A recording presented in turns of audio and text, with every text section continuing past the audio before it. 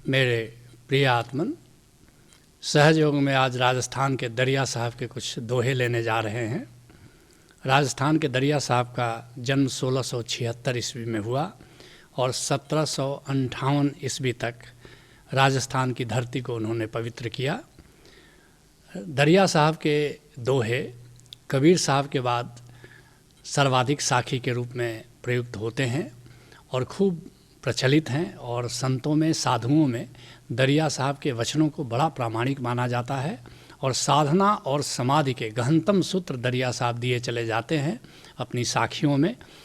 इन प्रस्तुत साखियों में भी साधना और समाधि के बड़े गहनतम सूत्र दे रहे हैं। कहते हैं, जात हमारी ब्रह्म है। ऊंची नीची जाति, ब्राह्मण और शूद्र, ये संसार के बनाए हुए हैं। मनुष्य की असली जाति तो ब्रह्म की जाति है, जिसके लिए दादू साहब कहते हैं, जो दरिया साहब के दादा गुरु हैं, सबे सयाने एक मत। जितने भी प्रज्ञावान लोग हैं, जितने भी बुद्धजन हैं, सब एक मत है। एक बात याद रखना, हिंदू संतों और मुसलमान फ़कीरों में कोई भेद नहीं है।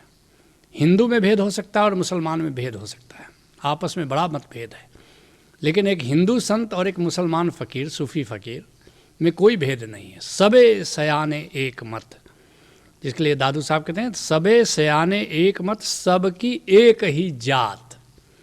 हिंदू संत और मुसलमान फ़कीर की जात एक है। हिंदू और मुसलमान की जाति अलग अलग हो सकती है, मजहब अलग अलग हो सकता है। कहते हैं दरिया साहब, जात हमारी ब्रह्म है और माता पिता हैं राम। एक ही परिवार के सब लोग हैं, माता पिता सब ब्रह्म है, जिसके लिए गुरु अर्जुन देव जी कहते हैं, मेरा मात पिता हर राया। वह जो हर राय है, वह जो गोविंद है, वही मेरा माता पिता है। करी कृपा प्रतिपालन लागा, बड़ी कृपा करके हमारा लालन पालन करता है, हमारी देख रेख करता है। और एक बात याद रखना, ये कोई दर्शन की बात नहीं है, ये कोई सिद्धांत की बात नहीं है, ये कोई सांत्वना की बात नहीं है। इसको तुम अनुभव कर सकते हो कि वो कैसे हमारी देख रेख करता है। पग पग पर इसके तुमको संकेत मिलते हैं कि हर कदम पर वो कैसे तुम्हारी देख रेख करता है। जाको हमें सदा है, जी करावे सो करना, नानक दास तेरी शरणा। हम तेरी शरण में हैं, तुम जो कराओ हमसे, हम वो करेंगे। और फिर अगर ज़िंदगी को ऐसे अगर ढालो तो ये ज़िंदगी तुम्हारी धन्य हो जाती है। कहते हैं दरिया साहब, जात हमारी ब्रह्म है, माता पिता है राम, गिरह हमारा शून्य में। अब ये समाधि का गहनतम सूत्र आ गया। संतों का घर कहाँ होता है? वो बाहर की कुटिया में नहीं होता, बाहर के जगत में नहीं होता। संतों का असली घर उनके भीतर निराकार शून्य में होता है, भीतर अभ्यंतर में होता है, भीतर के आकाश में होता है, जहाँ तुम समाधि में जाते हो, जहाँ तुम निर्विचार अवस्था में जाते हो। गिरह हमारा शून्य में, जिसके लिए कबीर साहब इसी बात को कहते हैं, गंग जमन उर अंतरे।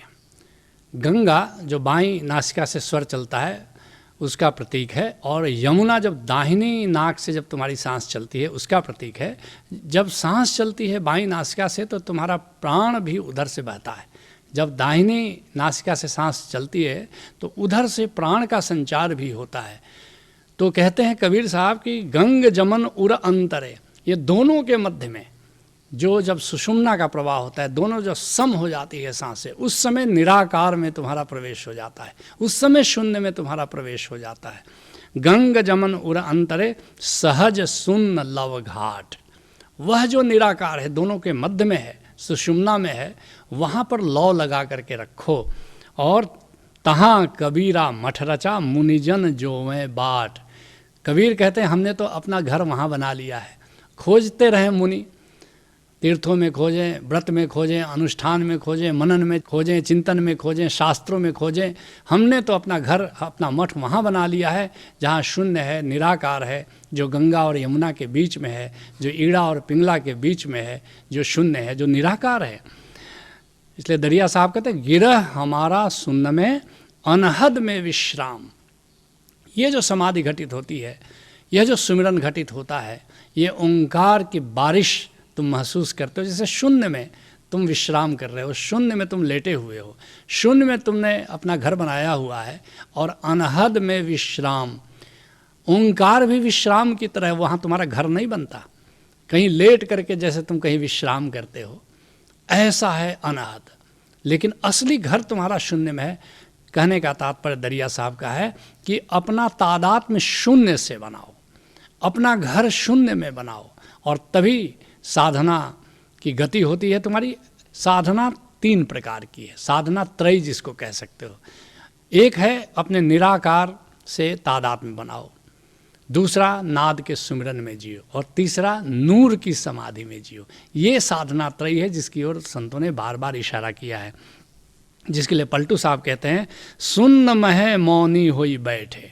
उस शून्य में, निराकार में जाकर के मौन घटित होता है, और अनहद तूर बजावे, और वहाँ ठहर करके ओंकार की बारिश को सुनो। ये समाधि है जहाँ निराकार और ओंकार मिलकर एक हो जाता है, ये समाधि है। जहाँ साकार और ओंकार मिल जाता है, ये सुमिरन है। और जहाँ साकार और निराकार मिल जाता है, ये साक्षी है, ये ध्यान है। ये साधना के गहनतम सूत्र हैं। कहते हैं दरिया साहब, आँखों से दिखे नहीं, इन आँखों से परमात्मा को न देख पाओगे। उसके लिए एक अंतर्दृष्टि चाहिए, जो तुम्हारा कामिल मुर्शिद खोलता है, जो भीतर देखने की कला बताता है, जो निरति की कला बताता है, निरति का गुर देता है तुम्हें। जिसके लिए कबीर साहब कहते हैं अलह अलख न जाई लखिया। अल्लाह जो है, खुदा जो है, परमात्मा जो है, वो अलग है, इन आँखों से देखा नहीं जा सकता। गुड़ गुड़ दीना मीठा, लेकिन गुरु तुम्हारा ऐसा गुड़ देता है, ऐसा भेद देता है, ऐसा गुड़ देता है, कह कबीर मेरी शंका नासी सरव निरंजन दीठा। फिर तो सारे संदेह तुम्हारे गिर जाते हैं। और सर्वत्र बाहर भी, ऐसा नहीं कि केवल भीतर ही, पहले भीतर दिखाई देता है और उसके बाद बाहर भी गोविंद ही गोविंद दिखाई पड़ता है। गोविंद के सिवा तो कुछ दिखाई भी नहीं पड़ता। कहते हैं दरिया साहब, आँखों से दिखे नहीं, शब्द न पावे जान। इन वर्णनात्मक शब्दों से, इन किताबी शब्दों से तुम उसको नहीं जान सकते, परमात्मा को नहीं जान सकते। शास्त्र तुम्हें परमात्मा तक नहीं ले जा सकता, शास्त्र तुम्हें परमात्मा तक ले जा सकता है, शास्त्र तुम्हें परमात्मा तक नहीं पहुंचा सकता। जिसके लिए कबीर साहब कहते हैं, ज्ञानी भूले ज्ञान कथि, निकट रहे निज रूप। जो पंडित होता है, विद्वान होता है, वो ज्ञान की चर्चा में जीता है, ज्ञान की चर्चा में समय नष्ट करता है, जबकि परमात्मा भीतर विद्यमान है, अपने ही रूप के भीतर विद्यमान है। बाहर खोजें बापुरे भीतर वस्तु अनूप। वो गहन खजाना तुम्हारे भीतर छुपा है, घट में छुपा है, और बेचारे पंडित, बेचारे विद्वान बाहर बाहर ही खोजते रहते हैं और चूकते चले जाते हैं। कहते हैं दरिया साहब, मन बुद्धि तह पहुँचे नहीं। परमात्मा तक तुम्हारा मन नहीं जा सकता, तुम्हारी बुद्धि नहीं जा सकती। और हम मन से और बुद्धि से, इंटेलेक्चुअली हम परमात्मा की तलाश करते हैं, और इंटेलेक्चुअली परमात्मा को हम नहीं जान सकते। जिसके लिए पलटू साहब कहते हैं, जहाँ न जप तप नेम, ज्ञान ना ध्यान है, पानी पवन आकाश नहीं शशि भान है, जोग जुक्ति ना सुरति ना ही दिन रात है। योग युक्ति से वहाँ नहीं जा सकते, वहाँ दिन रात भी नहीं है, वहाँ समय ही नहीं है। और अरे हाँ पलटू, मन बुद्धि चित्त ना जाए तहाँ की बात है। उस समाधि की बात कर रहे हैं जहाँ पर मन बुद्धि और चित्त नहीं पहुँचता। उस समाधि में जाकर के परमात्मा का ज्ञान होता है, परमात्मा का अनुभव होता है। कहते हैं दरिया साहब, कौन कहे सैलान, मन बुद्धि तह पहुँचे नहीं, और कौन कहे सैलान। अब वहाँ क्या निशान है, वहाँ जाकर के क्या अनुभव होता है, कैसे कोई कहे। रहीमन बात अगम्य की कहन सुनन की नाही, आ जे जानत ते कहत नहीं, कहत ते जानत नाही। जो जानता है समाधि में जाकर के, जो लौटता है तो वो नहीं रहता, क्योंकि मन बुद्धि और चित्त तो वहाँ जा ही नहीं सकता। तो वहाँ की बात कोई कहे तो कैसे कहे। कहते हैं दरिया साहब, मावा तहाँ न संचरे जहाँ ब्रह्म का खेल। याद रखना, जहाँ समाधि में ब्रह्म की लीला चल रही है, ब्रह्म का दर्शन हो रहा है, ब्रह्म का अनुभव हो रहा है, वहाँ माया नहीं जा सकती। माया है क्या? तुम्हारे मन का विस्तार ही माया है। मन जा ही नहीं सकता तो फिर मन का विस्तार कैसे वहाँ पर जाएगा। जिसके लिए कबीर साहब कहते हैं, आंधी आई ज्ञान की और ढही भरम की भीत, और माया टाटी उड़ गई लगी नाम से प्रीत। नाम से प्रीत हो जाए तो ये माया की टाटी, माया की झोपड़ी ऐसे ही उड़ जाती है उस ज्ञान की आंधी में। तो दरिया साहब कहते हैं मावा तहाँ न संचरे जहाँ ब्रह्म का खेल, वहाँ ब्रह्म की लीला चल रही है, वहाँ माया नहीं जा सकती, वहाँ मन नहीं जा सकता।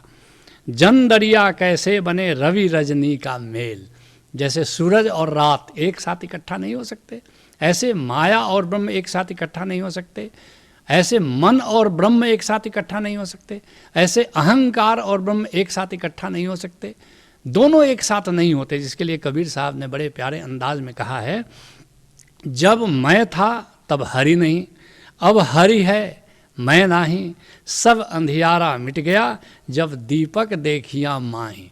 जब तक तुम रहते हो तब तक गोविंद नहीं रहता, तब तक गोविंद का बोध नहीं होता। जो आईनेस है, जो मैंपन है, इससे तुम्हें इजनेस तक जाना हैपन तक जाना है। मैंपन और फिर हूँपन और फिर हैपन, यही तो कदम है। पहले आईनेस, फिर एमनेस और फिर इजनेस, बस 2 कदमों में बात पूरी हो जाती है। लेकिन तुम चाहो कि ये मैंपन और हैपन साथ साथ रहे, ऐसा नहीं होता। आईनेस और इजनेस साथ साथ रहे, ऐसा होता नहीं। एक दिन तुम भी सदगुरु से अपना नाता जोड़ोगे, और जिस दिन जुड़ जाएगा उस दिन तुम मैंपन से हैपन की कला जानोगे, और मैंपन से हैपन की यात्रा का नाम ही सहज योग है। हरि ओम तत्सत।